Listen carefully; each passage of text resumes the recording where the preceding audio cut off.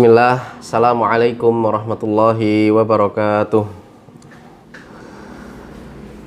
Alhamdulillah, Alhamdulillahilladzi arsala rasulahu bil huda wa dinil haqq liyudhhirahu 'alad dini kullihi wa kafa billahi shahida. Fa asyhadu an la ilaha illallah wahdahu la syarika lahu iqraran bihi wa tauhida. Wa ashhadu anna Muhammadan abduhu wa rasuluhu sallallahu alaihi wa ala alihi wa sahbihi wa sallama tasliman mazida. Amma ba'd. Puja dan puji syukur selalu kita haturkan kehadirat Allah Subhanahu wa taala yang telah memberikan kita banyak kenikmatan, yang telah memberikan kita banyak sekali nikmat-nikmat yang tidak disangka-sangka. Salawat serta salam tetap kita haturkan ke junjungan kita Nabi Muhammad SAW, begitu pula para sahabatnya dan juga kita selaku umatnya hingga hari kiamat kelak. Pemirsa yang dirahmati oleh Allah Subhanahu wa taala, akidah adalah suatu kata yang tidak asing di telinga kita. Banyak di kalangan kaum muslimin di era sekarang ini mengesampingkan akidah. Akidah secara bahasa bisa diartikan keyakinan atau mengikat atau pengkokohan. Maka akidah secara istilah adalah keyakinan yang dimana tiada keraguan bagi pemeluk-pemeluknya. Namun apa akidah Islamiyah? Syekhul Islam Ibnu Taimiyah rahimahullah mendefinisikannya sebagai akidah Islamiyah adalah satu, iman kepada Allah, iman kepada para malaikat, iman kepada para nabi dan rasul, iman kepada kitab-kitab yang Allah turunkan, iman kepada hari kiamat, dan yang terakhir iman kepada takdir Allah Subhanahu wa taala, yang sering kita sebut dengan rukun iman, yang sering kita pelajari waktu kala kecil dulu sebagai rukun iman yang ada 6. Syekh Muhammad At-Tamimi mendefinisikan akidah Islamiyah dengan 3 hal. Yang pertama, mengenal Allah Subhanahu wa taala, Tuhan kita. Yang kedua, mengenal Nabi Muhammad SAW. Dan yang ketiga, mengenal agama Islam. Ini definisi akidah. Namun, muncul sebuah pertanyaan. Apa sih pentingnya akidah? Apa sih pentingnya keyakinan? Toh itu cuma keyakinan. Ada yang bilang, ngapain kita ngurusin tentang akidah? Untuk apa mendalami tentang akidah? Yang penting kita tahu sholat. Untuk apa mendalami akidah? Yang penting kita tahu cara beribadah.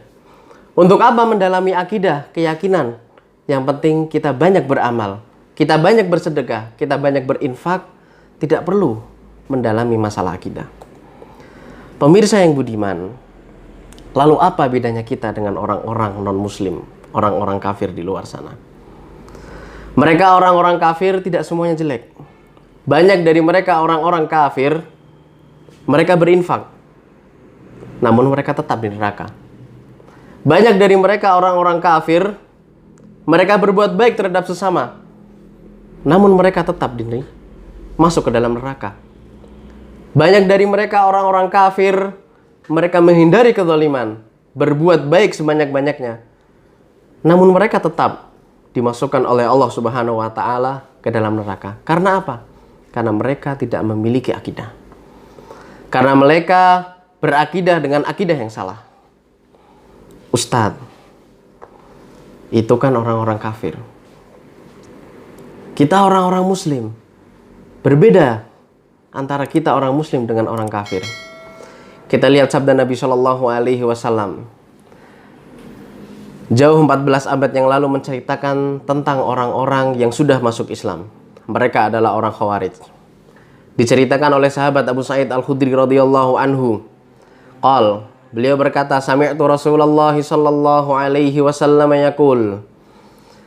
Sungguh aku telah mendengar Rasulullah sallallahu alaihi wasallam pernah bersabda, yakhruju fikum qaumun sungguh akan datang, akan keluar di antara kalian suatu kaum, tahqiruna sholatakum ma'a sholatihim. Sholat kalian tidak sebanding dengan sholat mereka. Ketika kita membandingkan, ketika kalian para sahabat membandingkan sholat kalian, tidak ada apa-apanya dengan sholat mereka. Mereka adalah ahli sholat. Tidak sampai di situ. Wasiyamakum ma'asiyamihim. Bahkan puasa kalian, wahai para sahabat, kata Nabi, tidak sebanding dengan puasa-puasa mereka. Apakah hanya sholat dan puasa? Tidak. Wa a'malakum ma'a'malihim. Semua amal yang kalian telah lakukan, oleh para sahabatku, tidak sebanding dengan amalan yang mereka lakukan. Namun kata Nabi SAW di akhir hadis, yamrukuna minad din kama yamrukus sahmu minar ramiyah. Namun mereka keluar dari agama. Mereka keluar dari agama secepat anak panah yang melewati targetnya. Melewati mangsanya. Saking cepatnya sampai tidak tersisa, membekas sedikit pun dari anak panah tersebut.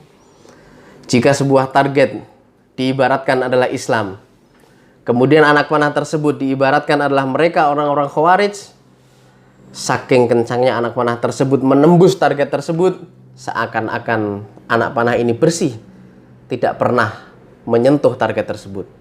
Begitulah Rasulullah SAW memisalkan orang Khawarij. Kita lihat, mereka adalah orang-orang ahli ibadah, mereka orang-orang yang rajin sholat, mereka orang-orang yang rajin puasa, mereka orang-orang yang banyak beramal.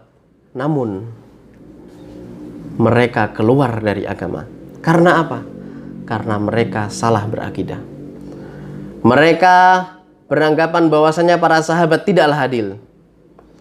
Mereka beranggapan bahwasannya para sahabat, sebagian dari para sahabat kafir, sebagian dari sahabat tidaklah adil. Hanya karena ini, bukan hanya karena ini adalah akidah. Karena akidah, Rasulullah SAW mengklaim orang-orang yang ahli ibadah sebagai orang-orang yang keluar dari agama. Contoh lain, paman Nabi, Abu Thalib.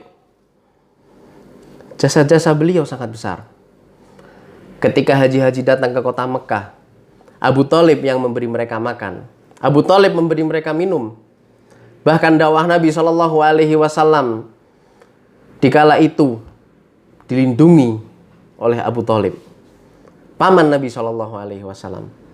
Namun ketika di akhir hayatnya ia enggan berkata la ilaha illallah, satu kata untuk hujah Nabi SAW di hadapan Allah, maka Allah memasukkan Abu Thalib ke dalam neraka. Bahkan ketika Nabi SAW beristighfar, memintakan ampun untuk pamannya, Allah Subhanahu wa Ta'ala diperingatkan akan hal tersebut. Pemirsa yang budiman, yang dirahmati oleh Allah Subhanahu wa Ta'ala, bagaimana para sahabat terhadap akidah? Diceritakan dari sahabat Jundub bin Abdullah radhiyallahu anhu qala, kunna ma'an Nabi sallallahu alaihi wasallam, dahulu kita pernah bersama Nabi sallallahu alaihi wasallam, wa nahnu fityanu hazawirah, dan kala itu kita hanyalah anak-anak yang mendekati balik. Kalau dalam bahasa kita adalah tamyiz. Fata'allamnal iman qabla an nata'allamal Qur'an. Maka kita belajar iman terlebih dahulu qabla an nata'allamal Qur'an, sebelum kita belajar Al-Qur'an. Belajar iman terlebih dahulu sebelum belajar Al-Qur'an. Tsumma ta'allamnal Qur'an. Baru setelah itu kita belajar Al-Qur'an. Maka apa yang terjadi? Fazdadna bihi imana. Maka kala itu iman kita bertambah. Karena kita sudah belajar iman, ketika kita belajar Al-Qur'an, iman kita pun bertambah. Dari hadis di atas kita simpulkan 3 hal. Yang pertama, semangat para sahabat dalam belajar akidah. Karena apa? Mereka belajar akidah sebelum belajar Al-Qur'an. Yang kedua, akidah dapat memperkuat pemahaman Al-Qur'an. Begitu pula sebaliknya. Ketika akidah kita tidak kuat, maka Al-Quran kita pun tidak dapat memahaminya dengan sebaik-baiknya. Yang ketiga, pentingnya akidah karena ditanamkan sejak dini. Kita lihat ketika itu Jundub bin Abdillah menceritakan, wa nahnu fityanu hazawirah, dan kala itu kita hanyalah seorang anak yang mendekati balik. Kalau dikira-kira mungkin masih berumur sekitar 10-12 tahun. 10-12 tahun mendekati balik. Belum sampai balik. Belajar akidah sebelum belajar Al-Quran. Maka demikianlah para sahabat radhiyallahu anhum. Mereka terhadap akidah. Mereka sangat memperhatikan masalah akidah. Pemirsa yang dirahmati Allah Subhanahu wa taala. Jangan sampai lupa kita diciptakan untuk apa. Allah Subhanahu wa taala berfirman dalam surat Adz-Dzariyat, "Wa ma khalaqtul jinna wal insa illa liya'budun." Dan tidaklah aku, kata Allah Subhanahu wa taala, ciptakan jin dan manusia kecuali untuk beribadah kepadaku. Maka akidah, ibadah hanya kepada Allah Subhanahu wa taala, akidah yang benar mengesahkan Allah adalah tujuan dari manusia diciptakan. Terkadang kita lupa dengan ayat ini. Ayat yang sangat agung yang sering kita lalaikan. Jika kita menelaah lagi, tujuan kita diciptakan adalah untuk beribadah kepada Allah. Maka kita bekerja, tujuan kita adalah untuk beribadah. Makan dan minum agar kita punya tenaga untuk beribadah. Kita punya hobi, melakukan hobi tersebut, maka adalah untuk beribadah. Jangan terbalik. Jangan terbalik. Kita sibuk dengan urusan pekerjaan sampai lupa sholat. Kita sibuk mengurusi urusan kantor sampai kita lupa untuk membaca Al-Quran. Maka ini adalah yang terbalik. Dan akidah pula lah sebab para nabi dan rasul diutus oleh Allah Subhanahu wa taala. Walaqad ba'atsna fi kulli ummatir rasulan an i'budullaha wajtanibut taghut. Dan sungguh telah kami utus seorang nabi, seorang rasul untuk setiap kaum, untuk setiap umat. Untuk apa? Ani'budullah. Agar Allah Subhanahu wa taala saja yang disembah. Agar Allah Subhanahu wa taala satu-satunya zat yang berhak disembah, yaitu mengesahkan Allah Subhanahu wa taala. Akidah, berkeyakinan bahwasanya Allah Subhanahu wa taala adalah zat yang berhak, satu-satunya zat yang berhak disembah oleh jin dan manusia. Anibudullah wajtanibut taghut. Mengesahkan Allah dan menghindari sesembahan-sesembahan selain Allah Subhanahu wa taala.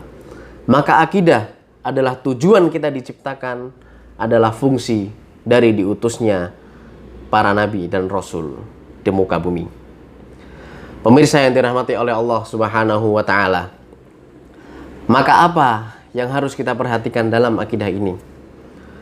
Akidah yang paling utama yang harus kita pegang teguh adalah rukun iman yang pertama, yaitu iman kepada Allah Subhanahu wa taala.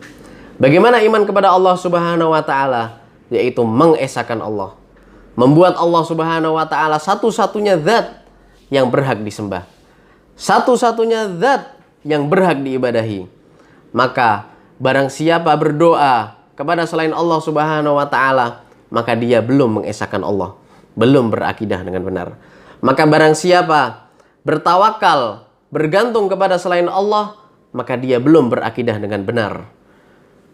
Maka barang siapa yang meyakini bahwasanya ada zat yang dapat memberi manfaat, zat yang dapat menghilangkan bala dari muka bumi ini kecuali Allah Subhanahu wa taala, maka dia belum berakidah dengan benar.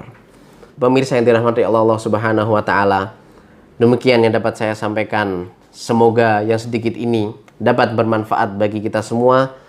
Wa akhiru da'wana anil hamdulillahi rabbil alamin. Wassalamualaikum warahmatullahi wabarakatuh.